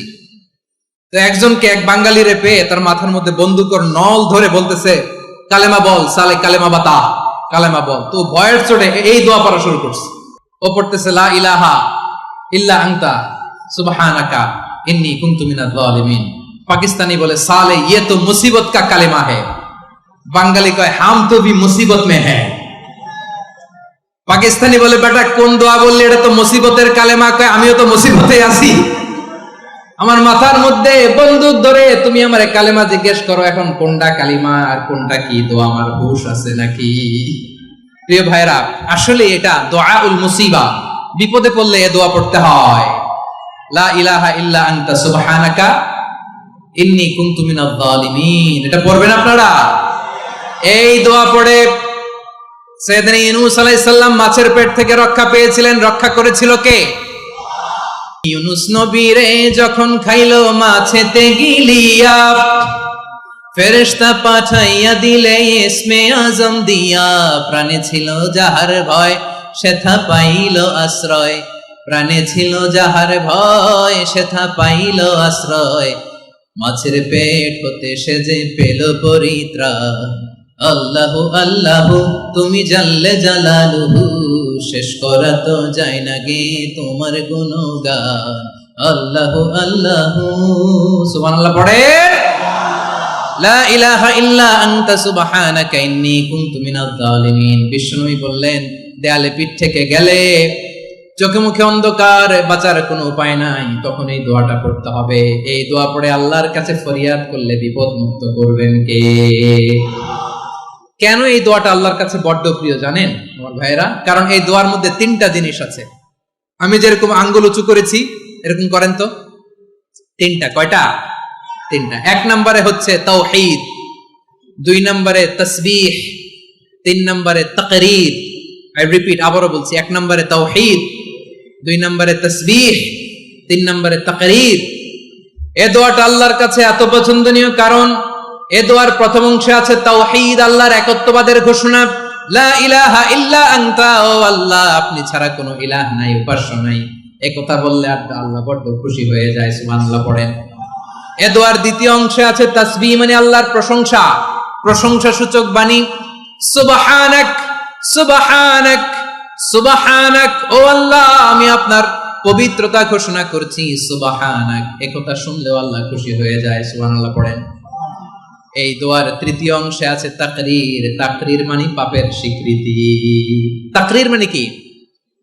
তাকরীর মানে পাপের স্বীকৃতি। এই দোয়ার তৃতীয় অংশে আছে ইন্নী কুনতু মিনাজ জালিমিন, ও আল্লাহ আমি জালিমদের অন্তর্ভুক্ত। আল্লাহ আল্লাহ আমি জালেম, আল্লাহ আমি ভুল করেছি, অন্যায় করেছি, আল্লাহ আমি জালেমদের অন্তর্ভুক্ত। এই পাপের স্বীকৃতি, অ্যাকনলেজমেন্ট আল্লাহ বড্ড পছন্দ করেন। যখন আল্লাহর কাছে আপনি ছোট হবেন, ছোট হতে হতে যত ছোট হবেন ওই দৃশ্যটা দেখতে আল্লাহ বড্ড পছন্দ করে। সুবহানাল্লাহ বলেন। 3 নম্বর অংশ ইন্নী কুনতু মিনাজ জালিমিন, আল্লাহ আমি জালেমদের অন্তর্ভুক্ত। সাইয়েদনা আদম আলাইহিস সালাম ভুল করে যখন নিষিদ্ধ গাছের ফল খেয়ে ফেললেন, আল্লাহ বললেন আদম, ক্ষমা পেতে চাইলে তুমি আর হাওয়া মিলে স্বীকৃতি দাও, পাপের স্বীকৃতি আর পড়ো, রব্বানা যালামনা আনফুসানা ওয়া ইল্লাম তাগফির লানা ওয়া তারহামনা লানাকুনান্না মিনাল খাসিরিন। ও আল্লাহ, আমি আদম আর হাওয়া যালামনা আনফুসানা, আমরা আমাদের নফসের উপর বড্ড জুলুম করেছি। আল্লাহ, ওয়া ইল্লাম তাগফির লানা ওয়া তারহামনা, আপনি যদি ক্ষমা না করেন, আপনি যদি দয়া পরবশ না হন, আপনি যদি রহম না করেন, আমরা তো ক্ষতিগ্রস্তদের মধ্যে শামিল হয়ে যাব। এই দোয়া করার সাথে সাথে সাইয়েদনা আদম আর হাওয়া আলাইহিস সালামকে ক্ষমা করে দিলেন কে? তাহলে এই দোয়ার 3 নম্বর অংশ তাকরীর, এটা আল্লাহ বড্ড পছন্দ করে। আমার কলিজার টুকরা ভাইয়েরা, গুনাহ করে শিকার যেতে হবে, এটা আল্লাহ ভালোবাসেন। সাইয়েদনা আবু বকর রাদিয়াল্লাহু তাআলা আনহু বিষ্ণু ইসা ইসলামকে বললেন, ইয়া রাসূলুল্লাহ আল্লিমনি দুআআন আদউ বিহি ফি সালাতি, নবী হে, আপনি আমার এমন একটা স্পেশাল দোয়া শিখায়া দেন যে দোয়াটা আমি নামাজে পড়ব। নবী বললেন, তাহলে তুমি পড়ো, আল্লাহুম্মা ইন্নী যালামতু নাফসি যুলমান কাসীরান ওয়া লা ইয়াগফিরুয যুনুবা ইল্লা আনতা ফাগফিরলি মাগফিরাতাম মিন ইনদিকা ওয়ারহামনি ইন্নাকা আনতাল গফুরুর রহিম। সুবহানাল্লাহ। সালাম ফেরানোর আগে পড়েন, কথা কয় না, পড়েন পড়েন। ও আবু বকর, নামাজে যদি দোয়া করতে মনে চায় এই দোয়াটা পড়বা, আল্লাহুম্মা ইন্নী যালামতু নাফসি, আল্লাহ জুলুম করেছি আমার নফসের উপর, যুলমান কাসীরা, অনেক জুলুম, ওয়া লা ইয়াগফিরুয যুনুবা ইল্লা আনতা, আপনি ছাড়া এই জুনুব, এই পাপ ক্ষমা করার দ্বিতীয় কোনো রব নাই। আছে? আল্লাহ ছাড়া আমাদের গুনাহ আর কে কে ক্ষমা করতে পারে বলেন তো? কে পারে? কে? এজন্য আল্লাহরে বলবেন, আল্লাহ, আমি ছাড়া তোমার গোলামের অভাব নাই, ও আমার রব, আমি ছাড়া এই জমিনের বুকে তোমার গোলামের অভাব নাই, কিন্তু তুমি ছাড়া তো আমার দ্বিতীয় কোনো রব নাই। পারবেন বলতে? পারবেন? চোখের পানি ছেড়ে আল্লাহরে বলবেন, আল্লাহ তুমি আমার রব, তুমি আমার সব। কি বলবেন? আল্লাহ আমারে রব। সবাই বলুন, আল্লাহ আমারে রব, দমে দমে তনু মনে তারি অনুভব, আল্লাহ আমারে রব। আল্লাহরে বলেন, আল্লাহ তুমি আমার রব, তুমি আমার সব। আল্লাহ, আমি ছাড়া এই জমিনে তোমার গোলামের অভাব নাই, তুমি ছাড়া আমার দ্বিতীয় কোনো রব নাই। এ কথা বলে চোখের পানি ছেড়ে আল্লাহরে স্বীকৃতি দেন, আল্লাহ আমি পাপী, আল্লাহ জামিনে আমার চেয়ে বড় পাপী আর কেউ নাই। ওযু করে সিজদায় লুটিয়ে পড়ে চোখের পানি ছেড়ে আল্লাহরে পাপের স্বীকৃতি দেন, আল্লাহ এমন কোন জুলুম নাই, গুনাহ নাই আমি করি নাই, সগীরা কবিরা, জেনে না জেনে, ইচ্ছায় অনিচ্ছায়, শিরকি বেদাতি, সব গুনাহ করেছি। আল্লাহ আকাশের নিচে জমিনের উপরে আমার চেয়ে বড় গুনাহগার আর কেউ নাই। চোখের পানি ছেড়ে আল্লাহরে বলেন, আল্লাহ আমি ছাড়া তোমার গোলামের অভাব নাই, তুমি ছাড়া আমার দ্বিতীয় কোনো রব নাই, তুমি ছাড়া তো কেউ আমার গুনাহ ক্ষমা করার নাই, তুমি আমার রব, তুমি আমার সব। বলতে পারবেন? এই তাকরীর আমার পটুয়াখালীর ভাই, এই স্বীকৃতিটা দেখতে আল্লাহ বড্ড ভালোবাসেন, কারণ আমরা সবাই গুনাহগার, আমরা সবাই কি? বিশ্বনবী বলেন, কুল্লুকুম খাত্তাউন, আ বানি আদম, তোমরা সবাই পাপী। সবাই কি? সবাই পাপী। আমরা সবাই পাপী, আপন পাপের বাটখারা দিয়ে অন্যের পাপ মাপি। আমরা যে পাপী এটা ভাবতে মনে চায় না কারো, খালি অন্যের পাপ দেখি আমরা, এটা ভুল। ওর এই পাপ, ও পাপী, ও জালেম, ও জাহান্নামী, এরকম একটা টেন্ডেন্সি। আমার যে কি হালাত এটার খেয়াল নাই।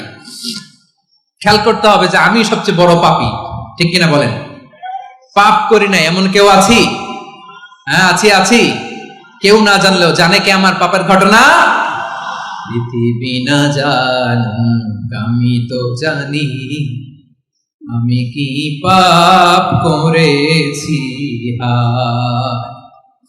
ও আমার কলিজার টুকরা ভাইয়েরা, মাথাটাকে নিচু করে জীবনের সব গুনার ফিরিস্তিগুলো একটা একটা করে স্বীকার করে আল্লাহরে বলেন, আল্লাহ আমি পাপী, আল্লাহ আমার চেয়ে বড় পাপী এই দুনিয়াতে কেউ নাই, আকাশের নিচে জমিনের উপরে আমার চেয়ে বড় পাপী কেউ নাই। একটা একটা করে আল্লাহ স্বীকার করি আমি পাপী। সব পাপের স্বীকৃতি দিলাম। পৃথিবী না জানুক আমি তো জানি আমি কি পাপ করেছি, হায় আমার পাপের করলে বিচার, বাঁচার আমার নাই উপায়। দয়াময় তুমি মাফ করো আমায়, মাফ করো আল্লাহ তাআলা যদি দয়া করে আমাদেরকে মাফ না করে, আমাদের বাঁচার কোনো উপায় নাই। আপনি কি ভেবেছেন আপনার নামাজ দিয়ে আপনি জান্নাতে যাবেন? আপনি তাহাজ্জুদ গুজার, সেজদা দিতে দিতে কপালে দাগ ফেলেছেন, এটা আপনারা জান্নাতে নেবে না। আপনি এলাকার সবচেয়ে বড় হাতেম তাই দানশীল, এই দানের ভরসায় বসে আছেন। আমাদের নামাজ, আমাদের রোজা, আমাদের ইবাদত, এগুলোকে মিজানের পাল্লায় উঠালে কোনো ওজনই হবে না। তবে আমাদের একটা কৌশল জানা আছে, আমরা আল্লাহর রহমতের ভিখারি। আমরা সেদিন আগেই গুনার স্বীকৃতি দিয়ে দেব। আমরা বলবো, আল্লাহ তুমি প্রশ্ন করার আগে তোমার একটা কথা বলি, আমার কিছু জিজ্ঞেস করো না, আমি সব করেছি। এমন কোন পাপ নাই যে পাপ আমারে দিয়ে হয় নাই। তোমার রহমত দিয়ে তুমি জান্নাতে পাঠাবা, তোমার দয়ায় জান্নাতে যেতে চাই, আমল দিয়ে না। পারবেন বলতে? কিয়ামতের দিন আমরা বলবো, আল্লাহ আমার আমল দিয়ে জান্নাত চাই না, আমি তোমার দয়া দিয়ে জান্নাত চাই। তোমার দয়া ছাড়া আমার কোনো উপায় নাই। কারণ আল্লাহ যদি বিচার করে, বাঁচার কারো উপায় নাই। আল্লাহ যদি বলে ফেলেন তুই এটা করলি কেন, ওখানে গেলি কেন, কোরআনে 1000 বার নিষেধ করলাম তারপরেও এই পাপে জড়ালি কেন, এরকম প্রশ্ন ছুড়ে দিলে আমার উত্তর আছে? বাঁচার কোনো উপায় আছে? রোজ হাসরে হে আল্লাহ আমার করোনা বিচার, আল্লাহ করোনা বিচার। বিচার চাহি না তব দয়া চাই, এ গুনাহগার, আল্লাহ করোনা বিচার। আপনার আমল দিয়ে জান্নাতে যাবেন? কি দিয়ে যাবেন? আল্লাহর দয়া দিয়ে। আল্লাহর রহম আর দয়া ছাড়া কেউ জান্নাতের চেহারাও দেখতে পাবে না। আমার প্রিয় ভাইয়েরা, এই দোয়া আল্লাহর কাছে পছন্দনীয় হওয়ার কারণ 3টা। দোয়ার প্রথম অংশে আছে তাওহীদ, আল্লাহর একত্ববাদের ঘোষণা। এই দোয়ার দ্বিতীয় অংশ আছে তাসবিহ, আল্লাহর প্রশংসা সূচক বাণী। এই দোয়ার 3 নাম্বার অংশ পাপের স্বীকৃতি। তাহলে আমরা সবাই গুনাহগার। আমরা আল্লাহর কাছে পাপের স্বীকৃতি দিয়ে বলবো, ও আল্লাহ ইন্নী কুনতু মিনাজ জালিমিন, আমরা জুলুম করেছি, পাপ করেছি, অন্যায় করেছি, আল্লাহ বুঝতে পারি নাই। শয়তানের ওয়াসওয়াসায় পড়ে, বন্ধুর পাল্লায় পড়ে, নফসের খায়েশ মিটাতে যে আল্লাহ করে ফেলেছি। তুমি গুনাহ না মাফ না করলে আমাদের গুনাহ মাফ করার দ্বিতীয় কেউ নাই। ঠিক কিনা বলেন? এভাবে অনুতপ্ত হয়ে যদি আল্লাহর কাছে দোয়া করেন, দেয়ালে পিঠ থেকে গেছে, কোন রাস্তা নাই বের হওয়ার, ওই মুহূর্তেও আপনাকে বিপদ থেকে উদ্ধার করবে কে? বিশ্বনবী চরম বিপদে পড়লে 2টা দোয়া পড়তেন। প্রথম হলো এটা, লা ইলাহা ইল্লা আনতা সুবহানাকা ইন্নী কুনতু মিনাল জালিমিন। এই দোয়াটা আমরা বেশি বেশি পড়ব প্রিয় ভাই। রাজি আছেন? সবাই আওয়াজ করে পড়ুন ইনশাআল্লাহ। আমার প্রিয় ভাইয়েরা, বিপদে পড়লে বিশ্বনবী আরো একটা দোয়া পড়তেন, লা ইলাহা ইল্লাল্লাহুল আযীমুল হালিম, লা ইলাহা ইল্লাল্লাহু রাব্বুল আরশিল আযীম, লা ইলাহা ইল্লাল্লাহু রাব্বুস সামাওয়াতি ওয়াল আরদি ওয়া রাব্বুল আরশিল কারীম। এই যে বললাম, রেকর্ড হয়ে গেছে। এখন তো আর ইনস্ট্যান্ট মুখস্থ না হলো, পরে মুখস্থ করে নেবেন। আল্লাহ ছাড়া কোনো উপাস্য নাই, তিনি সুমহান, মহা সহিষ্ণু। আল্লাহ ছাড়া কোনো উপাস্য নাই, তিনি সুমহান, আরশের অধিপতি। আল্লাহ ছাড়া কোনো উপাস্য নাই, তিনি আকাশের মালিক, জমিনের মালিক, তিনি সুবিশাল আরশের অধিপতি। সুবহানাল্লাহ পড়েন এই দোয়াটা। কেউ যদি পড়ে যদি এর ওসিলা করে দোয়া করে, তাকে বিপদ থেকে মুক্তি দেয় কে? মনে থাকবে আপনাদের? তাহলে বিপদের প্রথম ধাক্কায় কি যেন পড়তে হয়? ইন্না লিল্লাহ। তারপরে কি বলে আল্লাহর কাছে নিজেকে সঁপে দিতে হয়? দেয়ালে পিঠ থেকে গেলে লা ইলাহা ইল্লা আনতা সুবহানাকা ইন্নী কুনতু মিনাজ জালিমিন। 2 নাম্বার হচ্ছে লা ইলাহা ইল্লাল্লাহুল আযীমুল হালিম, লা ইলাহা ইল্লাল্লাহু রাব্বুল আরশিল আযীম, লা ইলাহা ইল্লাল্লাহু রাব্বুস সামাওয়াতি ওয়াল আরদি ওয়া রাব্বুল আরশিল কারীম। মনে থাকবে? ইনশাআল্লাহ বলেন সবাই, আওয়াজ করে সবাই ইনশাআল্লাহ। অনেক সময় এমন হয় হঠাৎ বিপদের সম্মুখীন হই, আমরা রেডি হয়ে বের হইছে অফিসে, হঠাৎ অ্যাক্সিডেন্টে পড়ে যাই, হঠাৎ পেটের ব্যথায় অজ্ঞান, এরকম হয় না? আপনাদের হয় না? বিষ্ণু ইসলাম বলেন আকস্মিক দুর্ঘটনার বিপদ থেকে যদি কেউ বাঁচতে চায় সকাল সন্ধ্যা যেন প্রত্যেকে এই দোয়াটা পড়ে। সকালে যদি 3 বার পড়ে, সন্ধ্যা পর্যন্ত হঠাৎ হঠাৎ বিপদ থেকে সে রক্ষা পাবে। To be protected from sudden calamity, sudden disaster, sudden calamity, হঠাৎ বিপদ, হঠাৎ ভয়ঙ্কর কোন আকস্মিক বিপদ থেকে আল্লাহ বাঁচায় দিবে। সকালে পড়লে সন্ধ্যা পর্যন্ত প্রোটেক্টেড, সন্ধ্যাবেলায় যদি 3 বার পরে সকাল পর্যন্ত প্রোটেক্টেড। সুবহানাল্লাহ পড়েন। দোয়াটা কি? দোয়াটা হচ্ছে বিসমিল্লাহিল্লাযী লা ইয়াদুররু মা ইসমিহি শাইউন ফিল আরদি ওয়ালা ফিস সামাই ওয়া হুয়াস সামিউল আলিম। ছোট না? অনেক ছোট, মুখস্থ করবেন। বিসমিল্লাহিল্লাযী লা ইয়াদুররু মা ইসমিহি শাইউন ফিল আরদি ওয়ালা ফিস সামা। ওই আল্লাহর নাম নিচ্ছি যে আল্লাহর নামের বরকতে আকাশ জমিনের কোনো কিছু কারো কোনো ক্ষতি সাধন করতে পারে না। তিনি সর্বশ্রোতা সর্বজ্ঞ। সুবহানাল্লাহ পড়েন। পড়বেন এই দোয়াটা, বিসমিল্লাহিল্লাযী লা ইয়াদুররু মা ইসমিহি শাইউন ফিল আরদি ওয়ালা ফিস সামাই ওয়া হুয়াস সামিউল আলিম। ফজরের পরে 3 বার, মাগরিবের পরে 3 বার যদি কেউ পড়ে, প্রোটেক্টেড, যে কোনো হঠাৎ বিপদ থেকে প্রোটেক্টেড। প্রোটেক্ট করেন কে? ওই আল্লাহর নাম নিচ্ছি যে আল্লাহর নামের ওসিলায় আকাশ জমিনের কোনো কিছু কোনো ক্ষতি করতে পারে না। সুবহানাল্লাহ পড়েন। এবার আমাদের জীবনে দুশ্চিন্তা আছে না নাই বলেন? Tension, hyper tension, anxiety, depression, চিন্তা, টেনশন নাই এরকম কে কে আছে দেখি, হাত তোলেন। ওই যে হাত তুলছে এক আল্লাহর ওলি, ওই যে টেনশন নাই তোমার, মাশাআল্লাহ। ও না বুঝে তুলছে, জোশের ঠেলায় ধাক্কায় তুলে ফেলছে। সবার জীবনে টেনশন আছে না নাই? এই দুশ্চিন্তা, পেরেশানি, মারাত্মক পেরেশানি থেকে মুক্তি পাওয়ার জন্য বিষ্ণু ইসলাম 2টো দোয়া পড়তেন। কয়টা? অনেকগুলো পড়তেন। স্পেশাল 2টো দোয়া আজকে আপনাদের শিখায়া যাব, শুনবেন না? কষ্ট হচ্ছে? সংক্ষিপ্ত মুনাজাত দিয়ে দেই। ওরে আল্লাহ, আমি তো 9:30 ক্রস করে ফেলছি মাসুদ ভাই, খেয়াল করি নাই। আরো কয়েক মিনিট? ঠিক আছে, ঠিক আছে।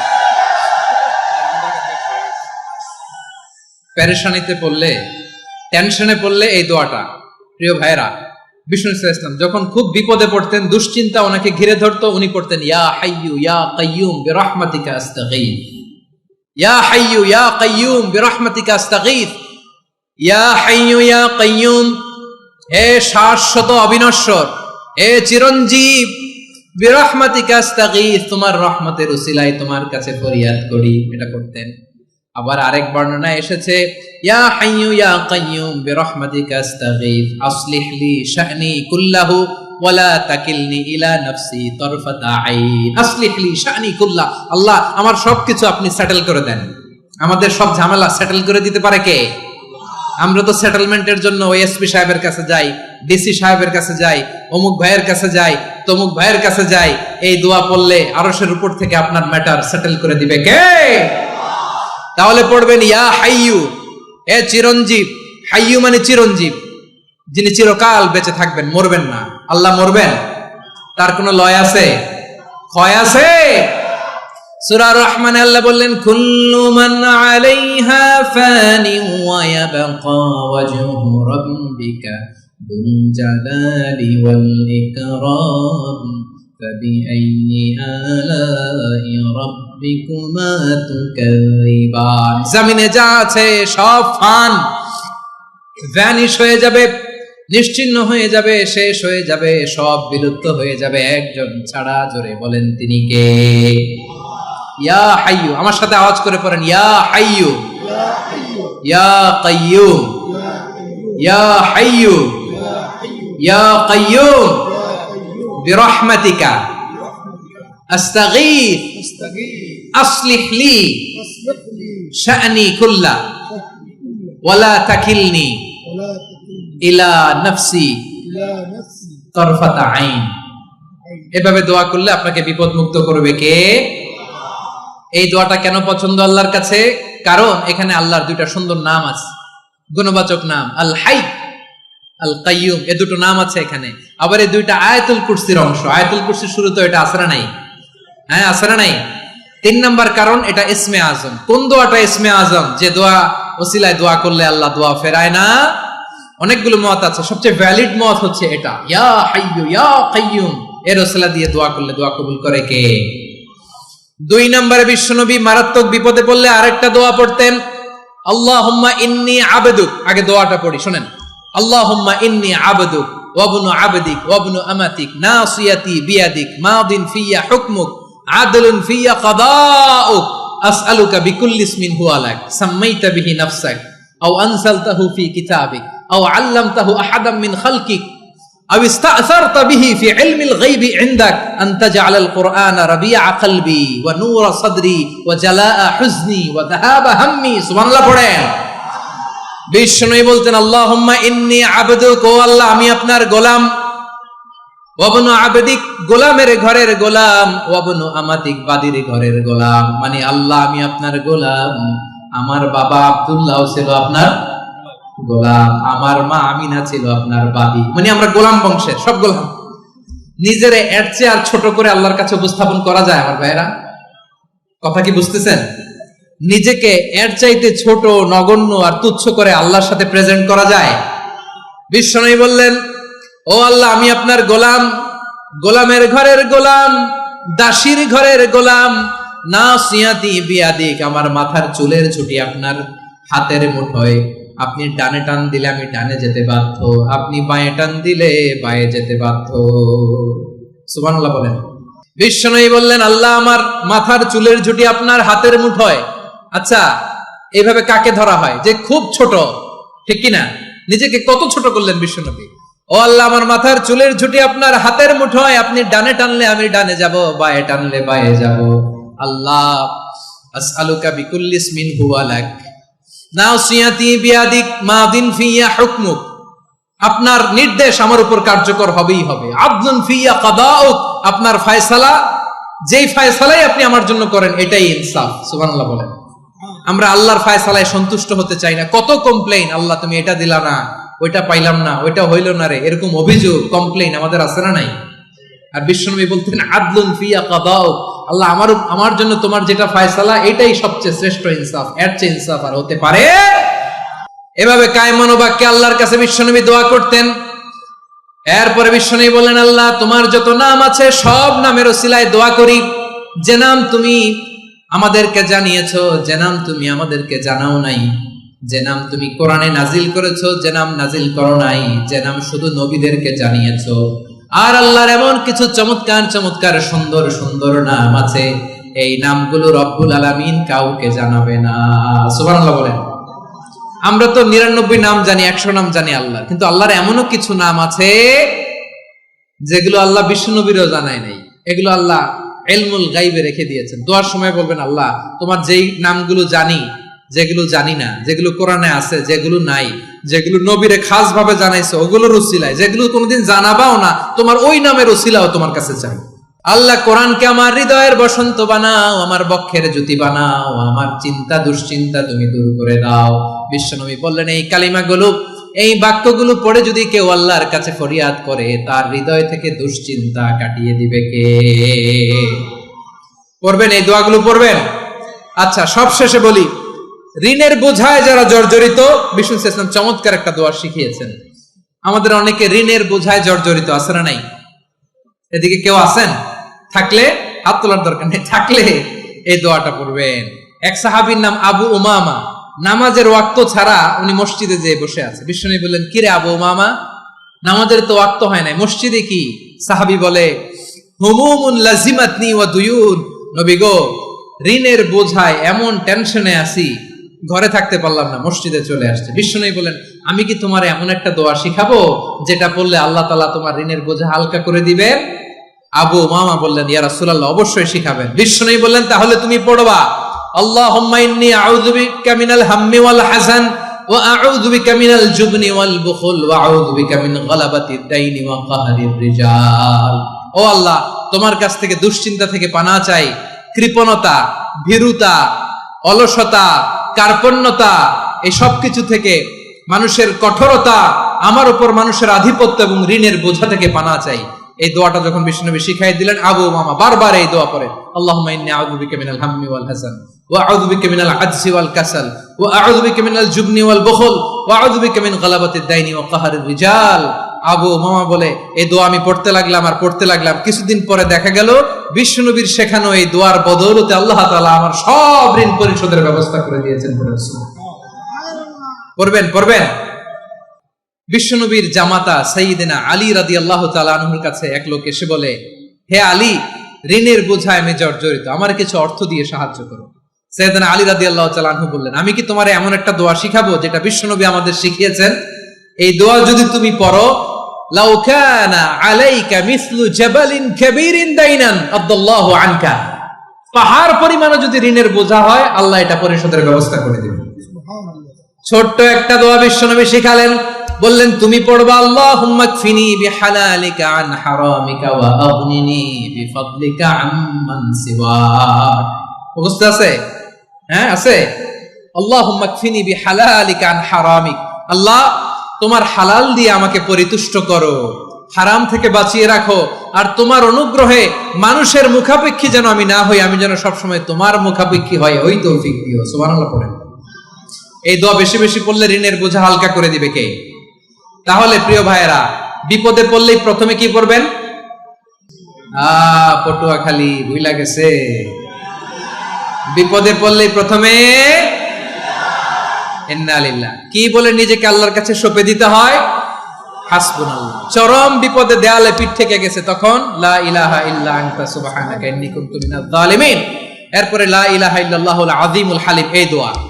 আকস্মিক বিপদ, হঠাৎ যেন কোনো বিপদ আমাকে পেয়ে না বসে, এটার জন্য বিসমিল্লাহিল্লাযী লা ইয়াদুররু মা ইসমিহি শাইউন ফিল আরদি ওয়ালা ফিস সামাই ওয়া হুয়াস সামিউল আলিম।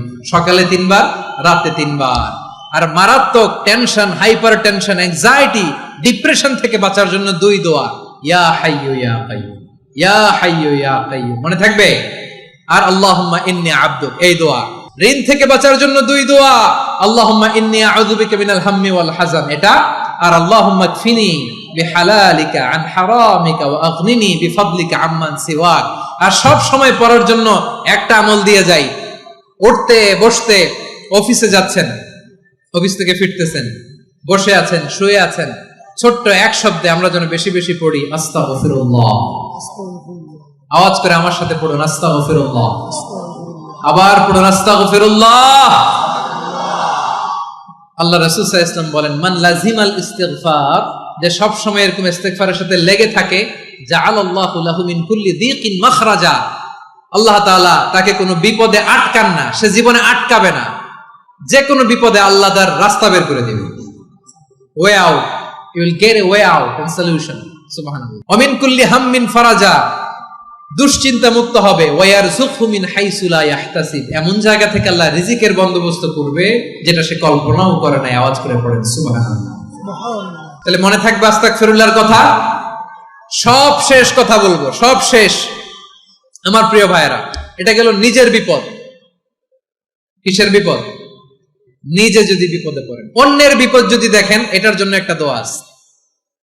অনেক সময় আমরা দেখি হাসপাতালে ক্যান্সারের 3rd স্টেজে চলে গেছে, লোকটা হ্যাংলা হয়ে, চিকন হয়ে, হায়রে কি কষ্ট পায়, দেখি না?